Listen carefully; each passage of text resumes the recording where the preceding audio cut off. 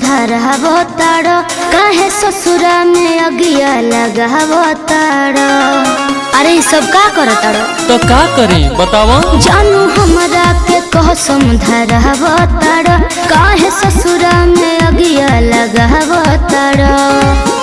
से नूरा के लाज तू बचई हनु हो।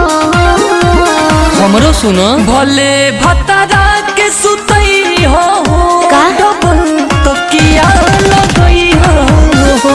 भले भतरा के सुतई हो तो किया लगई हो।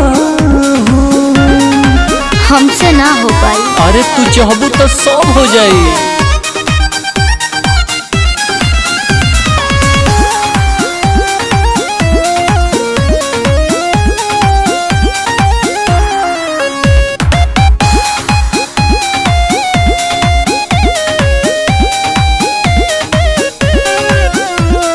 नैहर के बतिया भूला जानू हो। अरे काहे के देता रसा जानू हो।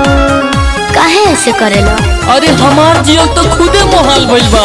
से नूर लगई बुतू पियावा के नाम के हाँ हो हम नहीं रहब कोनो काम के। मिले आइब तोहरो से बोलई हनु हो। ठीक बा सुना। भले भतरा के सुतई हो डबल तकिया लगई हो। का? भले भतरा के सुतई हो डबल तकिया लगई हो।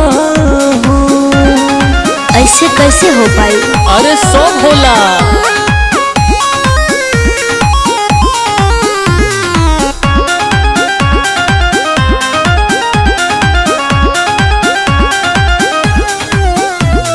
पूछिए जे बिमलेश तो का हम बताइब। आशीष के अलावा जे तकिया लगाई। अरे हमरो बारे में सोचा। ए जान का बस करके भाव बुझा माने नहीं मन हो। काहे हो आनंद डिपी के हो धन हो। फिर नाही बतियाए कढ़ई हनु हो। काहे भले भत